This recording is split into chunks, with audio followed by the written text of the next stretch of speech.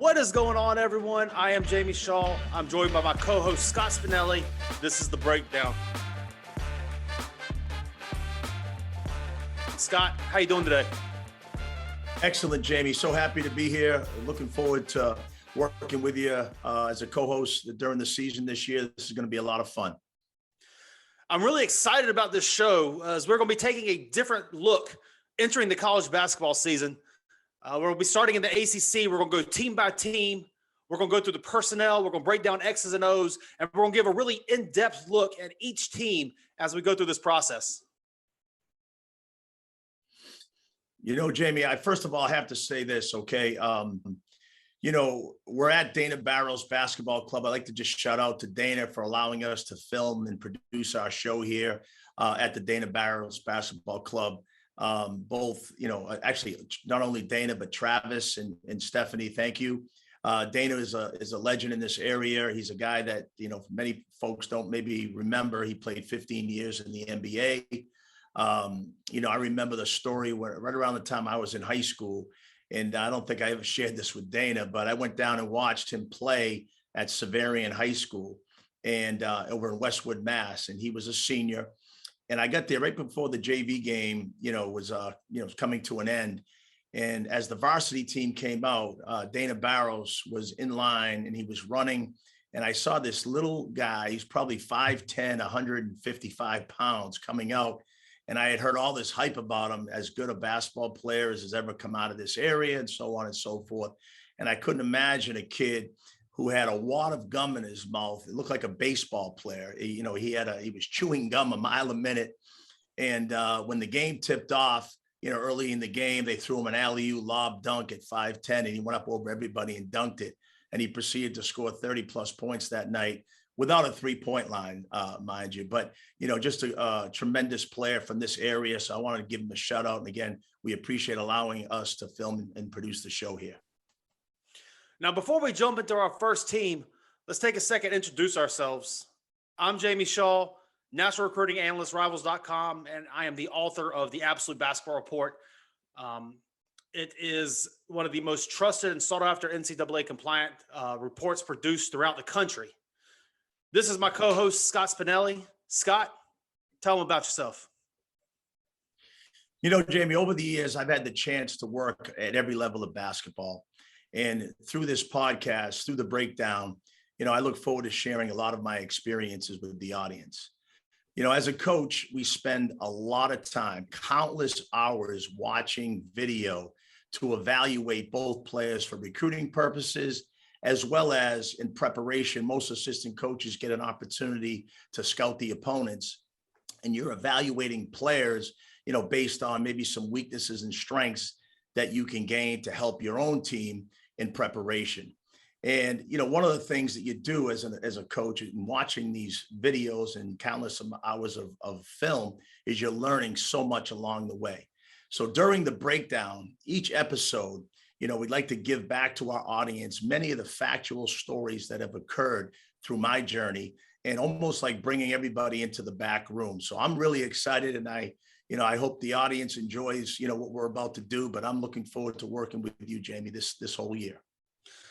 Now, Scott, I'm sure as they've already heard us speak already, I bet a lot of people are wondering how we got hooked up together. Obviously with this Southern accent, this strong Boston accent up there. And just a little quick tidbit with it. Scott and I would always find ourselves as the last people in the gym. We'd be by ourselves in a back gym and looking at players, and we started talking, and this kept occurring week after week after week. And as we kept talking, Scott and I would find that we saw basketball in a very similar light, which was different from what many other people actually saw the game. And that is what kind of got him into recruiting and developing pros, and also got my report into one of the most sought after reports in the country. But we struck that relationship up about 9 years ago. We've maintained it throughout. It started off with his stop at Maryland, went through his stop to Boston College, staying in touch, staying in contact, talking about players and everything. And we just felt this to be a great time for us to link up and kind of share our insights of how we see the game with other people. Yeah, Jamie, just to add to that, guys like yourself who, spent, again, countless hours in the gym evaluating players, you've changed and impacted a lot of families and a lot of lives along the way. When I look back, when I first started in coaching, there were two recruiting analysts that were really kind of affiliated with certain geographics. And back then, of course, there was no social media, but, God rest his soul, Tom Kachowski, a legend up in this area out of New York. And he was a guy that traveled. He'd come to my prep school when I was a head coach on a bus, and he'd evaluate the players from every school possible up and down, especially the tri-state, that New York, Connecticut, area, Jersey, and then obviously up into New England. And, Bob Gibbons is, still down there in North Carolina. And he's obviously been a tremendous role model and a guy that's helped so many along the way. But a guy like yourself, Adam Finkelstein, you two guys are kind of the new, Adam's from up in this area, you're from down in there. And over the years, when you're in the gyms and you're watching these kids, you develop relationships. And I'll never forget, a lot of times in those North Carolina gyms, I would, be finished. I'd be walking out and I'd be looking, and you and I were kind of walking out at the end of the games together. And that's kind of how our relationship started. So there's a mutual respect that I have for you. I trust in your opinion, and you're a guy that I think, in this profession is going to continue to change a lot of lives along the way. So thank you for what you do. Yeah, absolutely. And I'm really excited again, as mentioned before, about this podcast, because again, we see the game a little bit differently from a lot of people. So I'm very excited to get that out to the people. Scott, and obviously your track record speaks for itself with the amount of success and pros that you've developed and everything. But for the first installment of the breakdown, we're going to jump right into Virginia. Virginia 61-12, an ACC play over the last 4 years, which also includes an ACC championship and national title.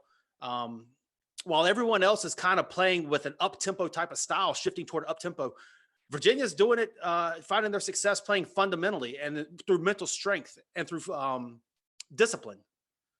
Scott, you've had the opportunity to coach against UVA at two different stops, both at Maryland and Boston College.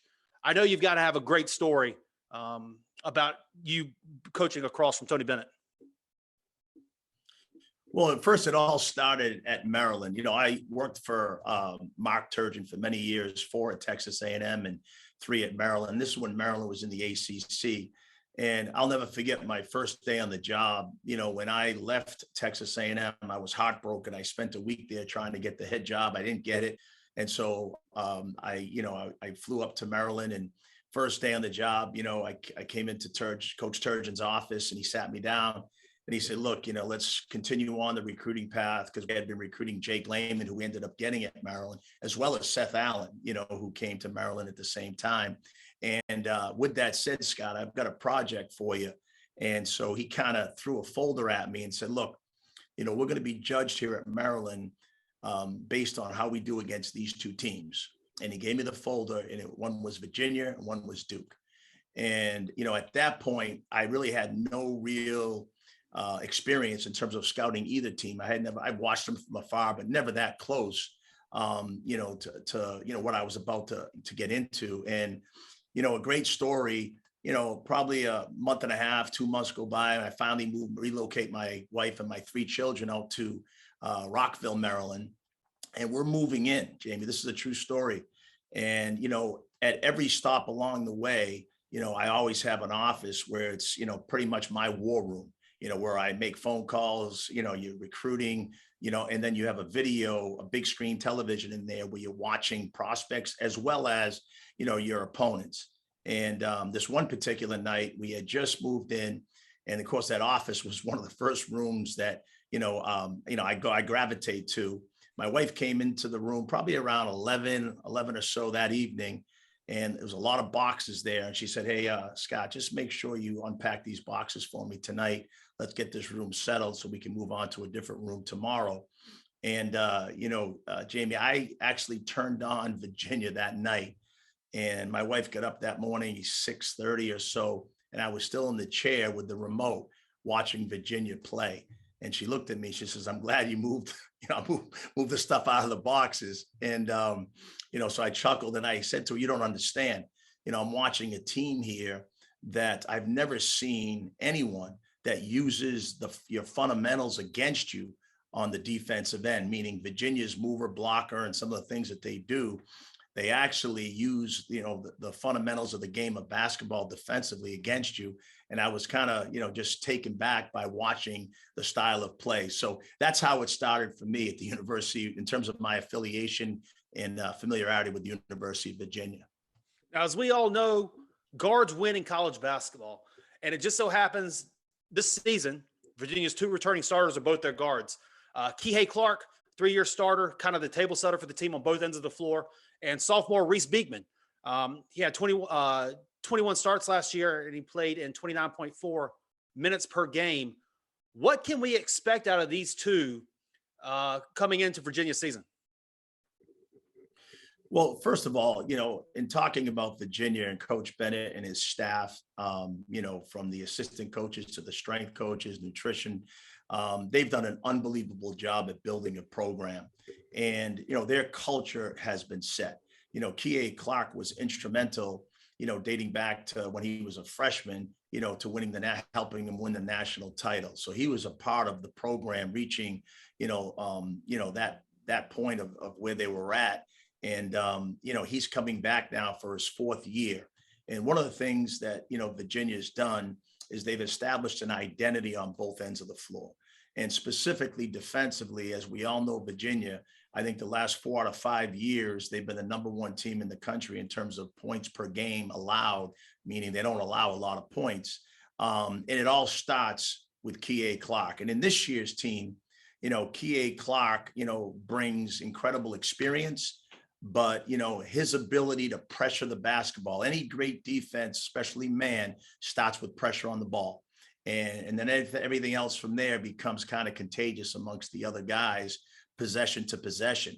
And Kihei with Reese Beekman, and Reese Beekman's a promising, he's a young man for them. He was a freshman last year, showed brilliance, brilliant flashes on both ends. He's a great athlete. He's got great feet, and he can really defend also. And so with those two guys coming back, I mean, their identity defensively will start with them, and I'm sure it will become infectious amongst a lot of the other guys.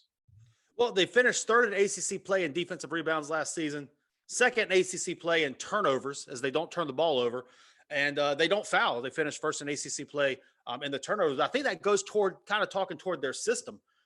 Their style of play is important. They play the right way. They get good looks, and they make things hard for you on the defensive end. Kind of a couple things stemming from that. What are some of the fundamentals and basics that they do on those ends? But 2, also, how much does that kind of help them groom players to have a short curve going toward the NBA? Well, first of all, what I'd like to do as part of this podcast, is to present, some video as it relates to each one of the teams that we're talking about. Obviously, with the name of this podcast being The Breakdown, I think sometimes it's a lot easier, not only to talk about it, but to show it. And so what I'd like to do is kind of present to the audience right now a little bit about Virginia in terms of their defense and why they're so successful in terms of their defensive field goal percentage and why they're so good at what they do. First of all, you mentioned to me that Virginia doesn't turn the ball over, and that's a big thing, right? Like, so by not turning the ball over, they eliminate easy baskets, from the opposition. And so they've always been great at taking care of the basketball. So it starts there by not turning it over. And then what you're going to see here on every shot, you're going to see Virginia send 3 guys back towards half court. So what happens is when that ball is shot, if one guy gets to the glass, oftentimes they'll back tip it out if they can, but they're giving up the offensive rebound for a means of setting their defense, almost like inviting you, to the trap. And so when the ball is shot, you'll see these 3 guys get back defensively. And now their half court, their pack line defense is set. So in this case here, we talked about Kihei Clark. Again, he is an absolute terror on the basketball. He's been so since he's been a freshman. And, again, every great defensive possession starts with pressure on the ball, and he's as good as it gets, not only in the ACC, but in the country. Here's a game against Boston College, when I was there, and you could see, him picking up full court here. Jay Heath, who was a freshman at the time. We had Derek Thornton was out this game. And, he just is relentless on the ball in terms of his technique and how much he's low to the ground. And he really gives ball handlers a lot of problems, with his immense pressure on the ball. Here's another possession against Duke, where if you turn your head and you're not aggressive with the ball and you leave it out there, he's so low to the ground and he's great at this. He'll just turn around and swipe it from you. Again, an excellent defender, one of the best in college basketball, period. Here's where they get back now in transition, and you're going to see in this possession right here, you're going to see what we call the pack line defense, okay? In this possession right here, you're going to have great pressure on the basketball out top. You're going to see one pass away here, which is, a Hauser in a position where it's ball, you man. So he's one step below the passing line. Then on his opposite side, one pass away is Kie Clark. And if you can notice, all these guys are connected. That's why we drew this little, kind of configuration here to show the audience how connected they are. We talk about Virginia, you talk about great individual defense, and there is, again, they're so well drilled. But Coach Bennett's system of pack line really presents problems because, you're getting pressured on the ball.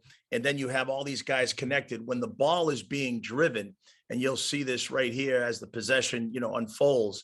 You're going to see all these Virginia guys, sort of like with their fingertips and voices, almost like every player is working together, to defend the ball. And again, it's something that, they've had unbelievable success at doing over the last several years.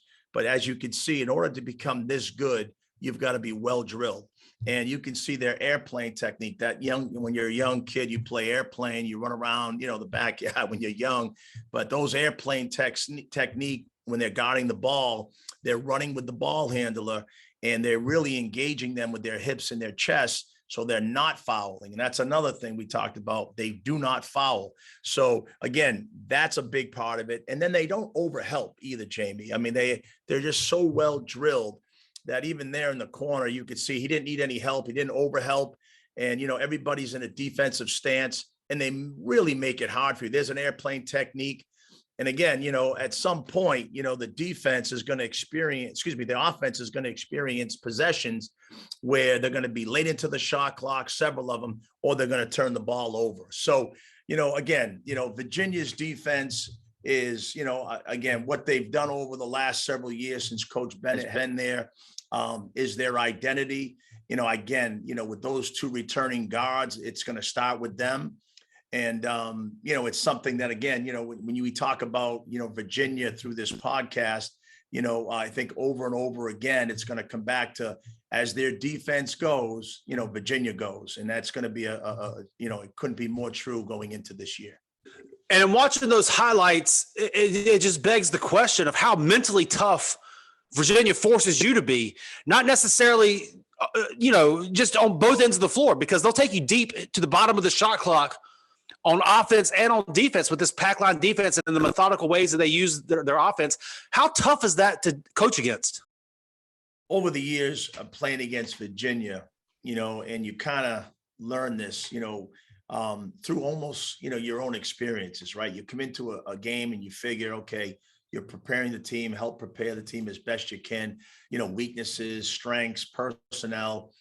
The side of this that you don't really understand when you play against a team like Virginia is the mental side of it.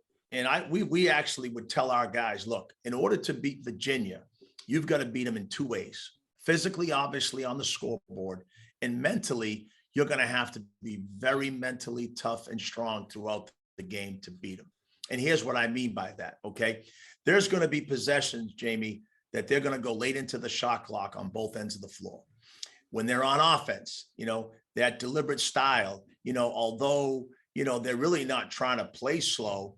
It's just that some of the offensive possessions that they have, especially in mover blocker, it takes a little bit of time to get going with that. And so oftentimes against Virginia, they're going to score or shoot the ball late in the shot clock. And that's kind of the recipe for disaster for some teams, because you play defense for 30 plus seconds. And all of a sudden, the last 2 or 3 seconds, Virginia's offense is predicated on rhythm. And some of those shots that they take are in the last 5 seconds of the shot clock, and they're rhythm shots, and they make them. And what that does to a team, it deflates them mentally. And we would tell our guys that, as we prepared to play them. So that is a very important part of this. The other side, Jamie, is the defensive side. And so here's what I mean by that. Okay. As you know, Jamie, you scout, many players. And I guess I'll ask you the question. When you're scouting players, what do most young players or high school players or AU, games, you see them get excited when they do what? Score points. Score points. And, we see the 3 sign go up high, you see it go low. And so, what happens in a game against Virginia is their defense is so good, starting with transition, starting with pressure on the ball, starting with the way they've been coached in terms of, guarding the ball with that airplane technique, and, they're physical, they're in the gaps, they don't overhelp. And all of a sudden now you're in a possession where, they're going to get you late into the clock. I know from experience that at Boston College, we had several games where we had shot clock violations. And early on, again, we weren't talking about, okay, that next possession now for a young player, or for any player for that matter, if there's a shot clock violation, or if you're late in the clock and you turn it over, or if you got to throw a fadeaway and it's a bad shot, how is that going to affect you on defense mentally? And as we know, high school kids coming into college, it's a maturity thing, right? So, we would tell our guys that. And here's a possession I kind of wanted to show a little bit of what Virginia can do to teams in terms of kind of taking the swagger, or really testing them mentally in a possession like this. That's big time. That gets the crowd up. This is Charlottesville. And Dave, this is where you have to answer when you're on the road. Now, Villanova has played well. They played well to get the lead. But they need to answer now after they've been punched. Shot clock's down to 5. Bridges. Jenkins has to get it in the air. Did he get it in time? He nails it. But it's a... And taking a look at the personnel coming off of this last year's team, we talked about the backcourt. Virginia loses its entire front court. All 3 of them, they came in for 41.3 combined points per game, 144 three-pointers made, and they were all 3 on the NBA roster this summer. Before we kind of jump into how they're going to replace those players, I kind of want to veer off a little bit to the left, Scott, and talk to you a little bit about kind of the developmental system that Virginia has. 2 of those 3 players, Sam Hauser, Jay Huff, redshirted while they were there. The other one, Trey Murphy, spent his first 2 seasons at Rice. This seems to be something that Virginia has done in being able to redshirt players, but not only that, develop them so that they're ready for the NBA once they leave UVA. First of all, let me just say, I think what Virginia is doing with their program is really good for college basketball. Jamie, you're on the road a lot and you're interviewing a lot of players, a lot of coaches, as well as over the years for me, I'm talking to a lot of families, parents, coaches, and there seems to be this misconception out there, or this belief that, if you're not, 18, 19 or 20, or if you spend too many years in college, your chances of getting to the NBA diminish. And I think Virginia has shown the world that, kids can come to college, they can experience, the college experience in terms of the social, get a degree. Some of these kids that they've had, Malcolm Brogdon, Jay Huff, et cetera, have redshirted, through their time. And they're getting out of Virginia at 23, 24, 25 years of age, and they're still having opportunities to get to the NBA. So again, I think that dispels, a lot of the myths out there with the younger kids. And I hope a lot of the younger kids are listening to this. And another side of this, Jamie, that I want to mention is that, Virginia does an incredible job of teaching their players how to play one-on-one defense and obviously team defense. And, I've been blessed to find a lot of players over the years who have gotten to the NBA. And the one adjustment that every player has to, make is how to defend, because, it's all one-on-one defense in the NBA. Your versatility, you're switching a lot. And Virginia, the technique in terms of being able to pressure the basketball, find that distance when they bring the ball down, keep the ball square, and then to run with the ball with that airplane technique and really absorb the physicality with their hips and their chest and not foul. And at the same time, to be in a position where you see, the Virginia players with their fingertips and you hear their voices during a game, that's all drill work. And, that translates to the next level. So again, making another point here, tip your hat to the University of Virginia if you're a college basketball fan, because what they're doing is showing that you can still go to college multiple years and still reach your goals, both academically and in the NBA. So, hats off to Virginia. Coming into this season, I think the biggest question mark, not really question mark, but I think the biggest point of the team is looking at Jaden Gardner and what he could possibly bring in to fill the void that these three guys are leaving as they move on to the NBA and to further their career. You have Gardner, who averaged 18.3 points, 8 rebounds per game last year at East Carolina, 6'7", 235. How do you see him fitting in to what Tony Bennett does with this mover blocker system and this triangle offense? Well, first of all, watching Jalen Gardner over his career in high school and, what he did at, East Carolina, obviously he was a first team all, American Athletic Conference kid. But the one thing that stands out to me about him is going to be his ability to play a couple different positions for Virginia and his, what I would call, not just his points per game, not just his rebounds per game, his points per shot, meaning this. Jaden Gardner, was at East Carolina. He shot an extremely high field goal percentage. I think it was close to 50%, from the field. And, being able to play with that type of efficiency is what Virginia is all about. And it goes back to what we talked about earlier, in terms of getting to the next level. A lot of young guys think, it's all about, how many points did I get? I didn't score enough. I can't score enough within this system. But in reality, what the NBA is looking for is guys who are efficient and really PPSs, points per shot, not PPGs, points per game. With that said, watching Jaden Gardner, I think he's going to be able to come in here, especially in their mover blocker, in that little triangle game that they run, be a matchup nightmare. And, he might not be on paper the three-point shooter that Hauser was, but he certainly is physical. He's crafty around the basket. He shot 75 or 77% or right now in that area from the free throw line. So he is a capable shooter. And, he's a guy that can, on those pick and rolls, he'll catch it mid post, bury those shots. And he'll also take you into the post where he's got a tremendous feel around the basket, up fakes, finishes, and he rebounds. And that's what Virginia does also. So I think he's a great system fit to the University of Virginia as a transfer, and he brings a lot on both ends of the floor. He's going to be a big time weapon for them this year, especially during ACC play. Is there somebody that you can think of maybe in the ACC or maybe previously at Virginia? Is there somebody that maybe Jaden Gardner reminds you of that give Virginia fans a little bit of an idea as to what they can expect? He reminds me of Braxton Key a lot. He's somebody that comes in and first of all, he's a man. He's got a great body to him.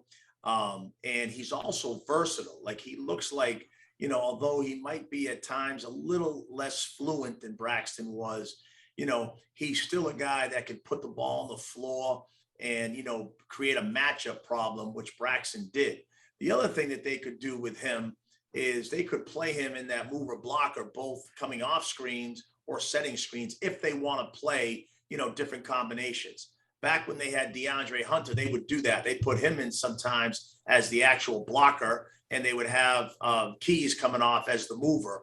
And so meaning he's coming off the screen. So again, I'm not sure what Coach Bennett's going to do, but I do think the Virginia fan base and the entire ACC should be on notice because, he's Jaden, Garner is somebody that's going to come in and provide instant impact. He's a great system fit, and he fills a huge void in that front court with three guys who are now on NBA rosters. He's going to provide scoring. That.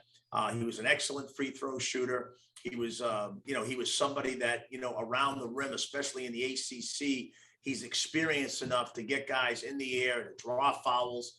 A lot of that mover blocker stuff or that little triangle, if teams are switching, he'll go from perimeter to post on you where he'll catch the ball, drive it, and then he'll swing his hips and his head middle, and he'll take you into the post. So he's going to be a matchup problem. I mean, again, he's a huge get for them in terms of what they lost last year and replacing a lot. He's going to be a guy that's going to be scoring some baskets for them. And the other last thing I'll mention about him too, Jamie, is that if you look at his numbers, not just the points per game, not just the rebounds. If you look at one statistic that to me is glaring, and that is points per shot. He had an excellent shooting percentage, 50+% from the field. And again, staying consistent with all the Virginia players and why, they're getting to the NBA, again, dispelling another myth around young players today. They have to score 20 points per game, 19, and that's going to define them in getting there. Meanwhile, you have guys getting there who are barely scoring double figures, but because they're efficient, and the stat line or the terminology, instead of PPGs, meaning points per game, PPSs, points per shot. And that's what the Virginia players have all done throughout their time with Coach Bennett. And that's why they're moving on and they're successful in the NBA. Another player that they lost on an NBA roster this past summer, Jay Huff, the back line of the pack line is what they've said about him. All ACC defensive player, 7-foot center.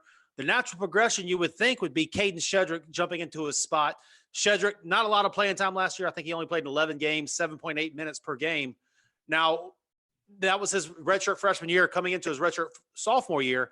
We don't necessarily know exactly what type of player he is in college yet, but what will he need to do? What will Caden Shedrick need to do in order to kind of take place of what Jay Huff gave them? And what will Tony Bennett be looking for Shedrick to do? To me, and I'm sure the Virginia coaching staff and the strength coaches have done this, and that is, they probably have him sitting down and just kind of following the blueprint of Jay Huff, because, Jay Huff was a kid that I remember seeing play in the North Carolina, South Carolina high school all-star game. And, Kai Bowman, who we had at Boston College at the time, played in that. And I watched that, that game. And, Jay Huff was a kid that had obviously potential, but under Coach Bennett, his coaching staff, under the, the strength coaches and nutrition, again, his development, took him from a guy that had some ability and potential to being a guy that now is in the NBA where he could score at all three levels. He really worked on his body, great shot blocker. And then again, just like all these other guys, he could defend. So again, with Shedrick, he's going to have to come in and say to himself, and I'm sure they just follow the blueprint of, what Huff did. And I think that's going to be his key to success. And he's got a lot of potential. I mean, again, another guy they redshirt, he's a year older. He's going to get better. Last year was kind of a year that you don't judge a lot on because of COVID. But again, I think he's going to take a huge step forward for them and definitely give them a presence at the rim. Jay Huff, Sam Hauser, first-round draft pick Trey Murphy, 144 three-pointers that Virginia loses in their start lineup out of that. Looking around the roster, you're going to have to think Indiana transfer Armon Franklin, and then possibly Cody Statman will be the ones to kind of step into the role and get the three-point shooting, maybe find the perimeter threat from beyond the arc. What have you seen? I know you've watched a lot of film on both of these guys. I know you have experience against Cody. What have you seen from these guys, and how do you see them stepping in to Virginia and playing a role? Well, first of all, I think all of our prayers and thoughts are with, Cody Statman, and hopefully that he's doing okay and he's healthy. I know, he was out last year, but there was a concern, a cardiac concern, but we're hoping that he's okay. But he showed flashes now. He came in against us at Boston College when we played against him. He was a big time catalyst in that game, came off the bench, hit big shots. He's got great size to him. Again, capable 3-point shooter. He knows how to use screens coming off that mover blocker action.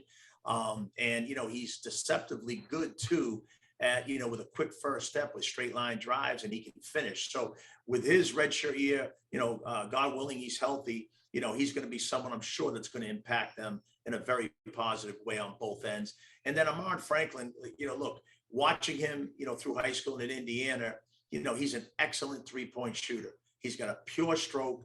He's a catch and shoot guy. Another great system fit. That's the one thing, Jamie, too, and this, with this transfer portal the way it is now, it really gives flexibility for, teams like Virginia, who lost 3 guys, this year, to go get not only a really capable player, but somebody that fills a huge need that has experience. And, I look back at us at Boston College, after year 4, we had turned it.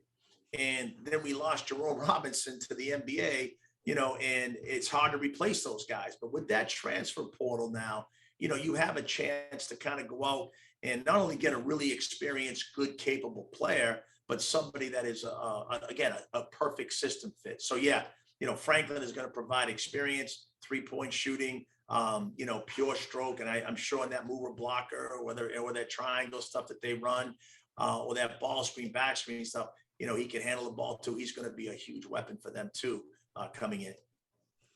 And you mentioned recruiting toward their system. The Virginia recruitments are very, they all kind of are the same thing coming from high school to college. They're very quick. They're very quiet. They come in and the guys commit. They do a great job. They know what they get out of a player. So this is a 2-part question. The first part, I'm going to ask you a question about the system. The second part, I'm going to ask you a question about their incoming freshmen. But we'll start with the system first. How important is that to kind of understand, and the type of system that they run, having an understanding as to how they're running it and the type of player that they need in order to succeed? Well, look, Virginia has been known, to be a team that runs mover blocker, and they've been very successful at it. Now, I will tell you this, over the last several years and watching Virginia, the thing that is so impressive about Coach Bennett and his staff is the fact that they've been able to make adjustments, along the way, for example, especially in ACC play, everybody's trying to defend, different ways.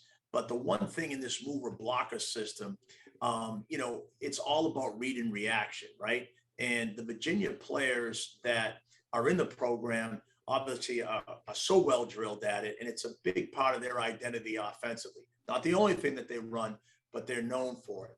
And again, a mover blocker system, and I like to show this on film.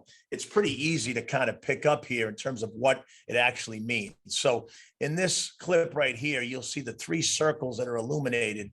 Those would be considered the movers, the 3 guards, okay, that are moving, again, ball centered here. And wherever the ball goes, usually it's a wing entry. They're going to get into this continuous, what we call fade screen, down screen action, continuous, right? So the 3 movers in the illuminations now, are going to be moving through. And what they do is, as soon as they hit, okay, on the down screen, usually the first one isn't as much of a scoring threat, but when they do hit them, okay, coming off of this, you'll see the down screen hit to the wing, and now you see a fade on that weak side.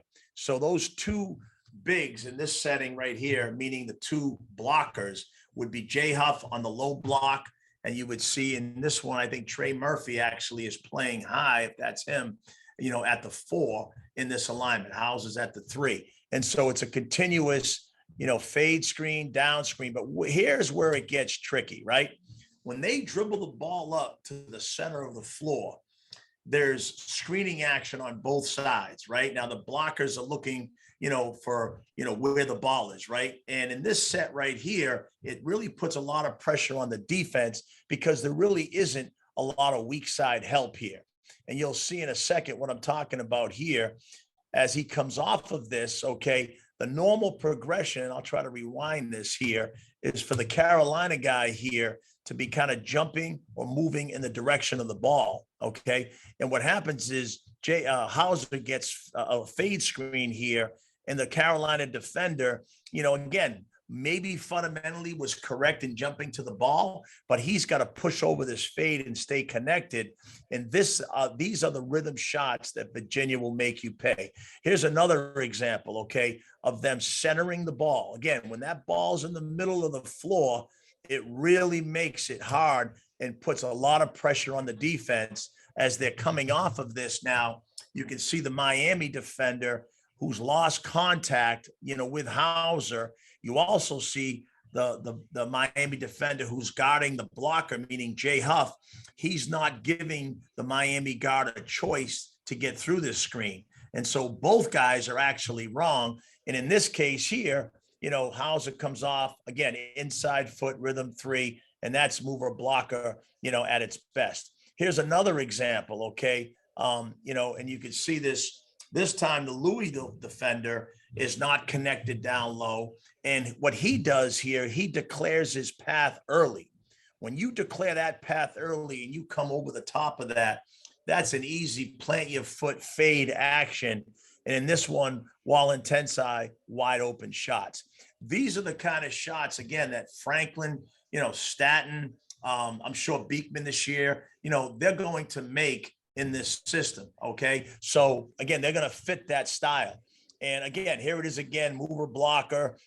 This time you have Pittsburgh here, the guard does a pretty good job at getting over. And here's what I was telling you, going back to that story when I first started scouting Virginia, and I was kind of just taken back and so excited about watching a team like this because, I had never seen a team use the fundamentals that you've been taught as a player against you. And in this case, Pittsburgh's player guarding, Kie at the top does what he's been told to do.